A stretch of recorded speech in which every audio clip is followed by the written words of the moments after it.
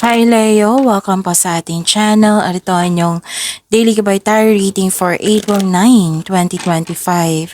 Please be reminded kung naka-resonate kayo, comment down. Kung hindi ko naka-resonate, ibigay niyo po sa iba kasi general reading po ito. This is for you Leo ngayong April 9, 2025.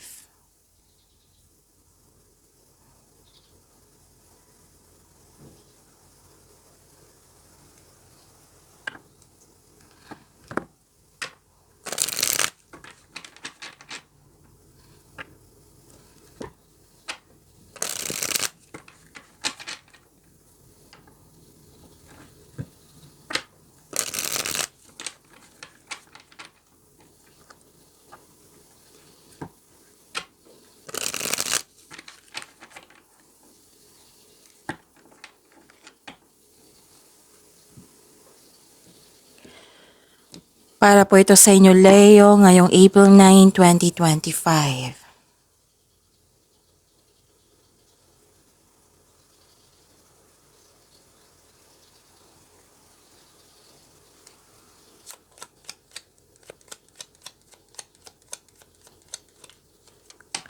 Okay. Maraming salamat po sa inyong patuloy na suporta at maraming salamat din po sa mga hindi nag-skip ng ads. Gamitin ang reading na ito bilang gabay lamang sa mga hindi pa nag-subscribe. Subscribe na po kayo at click bell notification para malaman nyo na may bago tayong video. Para sa mga gusto magpa-reading po, may lumabas dyan sa screen nyo ngayon. Panoorin nyo po at sundin ang instruction. Excuse me.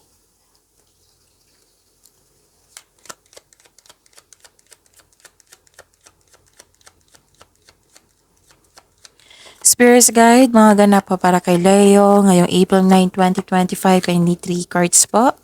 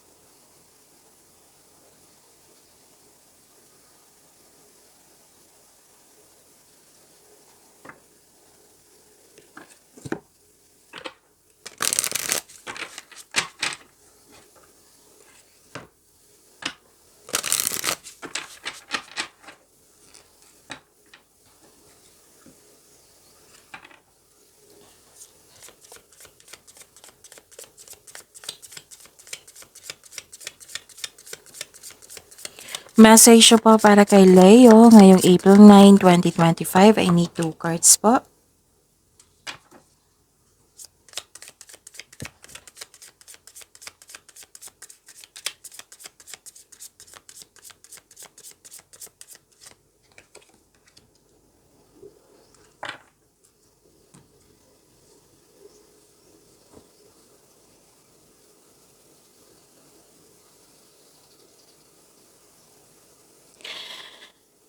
Ngayong April 9, 2025 para po kay Leo.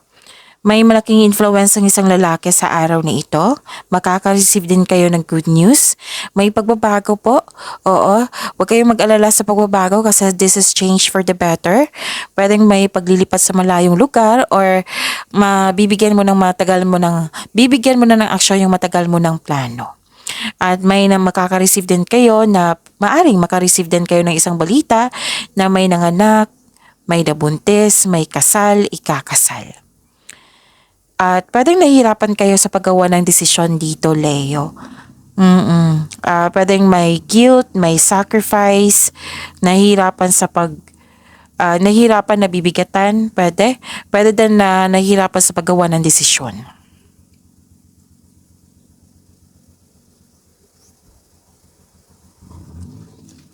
Adventure, embrace new experiences and adventure. Action, kailangan ng action.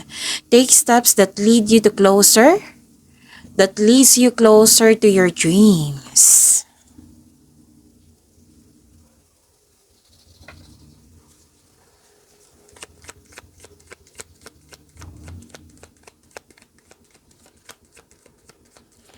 Spirits Guide, mga ganap po. Energy po ni Leo ngayong April 9, 2025 ay need 2 cards po.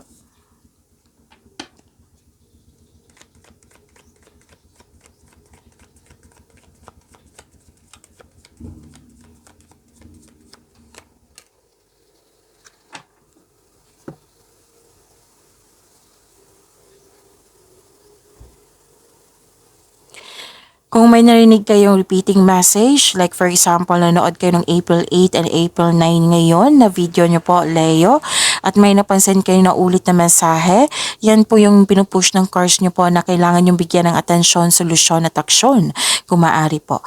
Remember, Leo, at the end of the day, alam mo na ikaw lang taong may kakayahan at responsable na gumawa ng sarili mong katotohanan at kinabukasan. So ano yung energy ni Leo?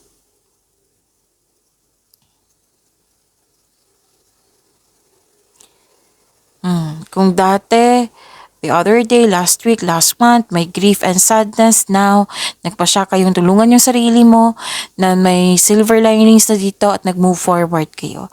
So this is hope and healing. Naka-move on ka na sa lahat ng unos na nagdaan at tanggap mo na ang mga nangyari, pinatawad mo na sila at higit sa lahat ng iyong sarili. Nagkaroon po ng healing and growth sa araw na ito.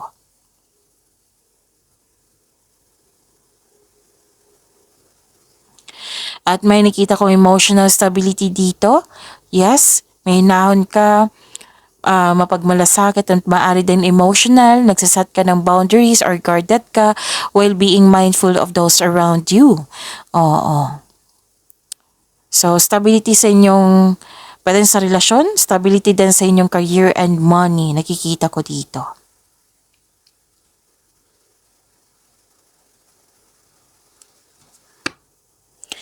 Spirits Guide, career and money po ni Leo ngayong April 9, 2025 ay need 2 cards po.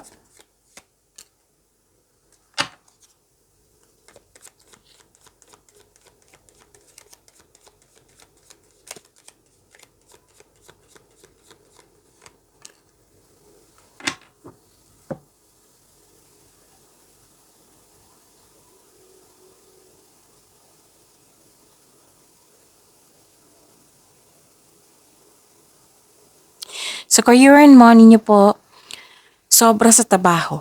Yan yung nakikita ko. Sobra sa trabaho, overworking, na burnout kayo sa sobrang daming ginagawa, sobrang daming responsibilidad, at may concern dito sa hindi nagbigay ng halaga.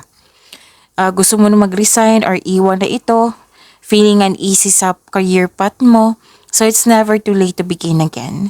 Nawalan kayo ng gana dito or napagod kayo. Pagod at hindi gumagawa ng solusyon. So sabi ng card dito, gawa po daw kayo ng solusyon at syempre mauna yung pahinga.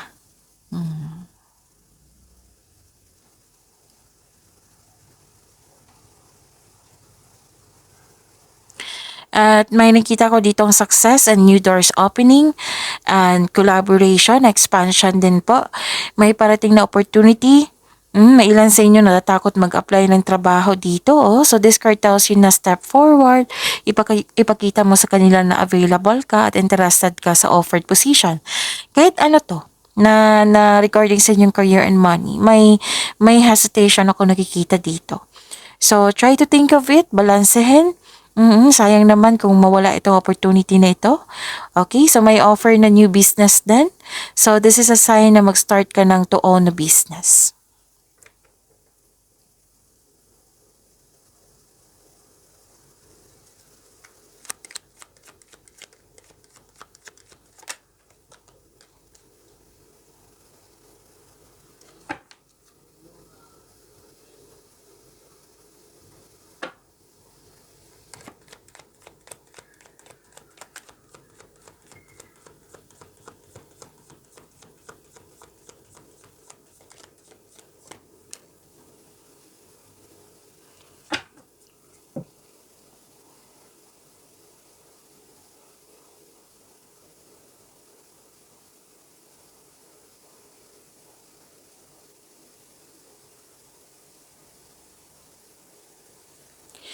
Maraming salamat po sa patuloy na tiwala suporta sa ating channel at maraming salamat din po sa mga hindi nag-skip ng ads. Another card na nagsabi dito na may expansion and growth. And sa mga single dito, you've met someone exciting through friends or sa mga activities. Sa mga marelasyon sa buhay mag-asawa, this is a time na magkaroon kayo ng travel plans or meeting someone special while on vacation. So magkakaroon ng gathering dito, group of people.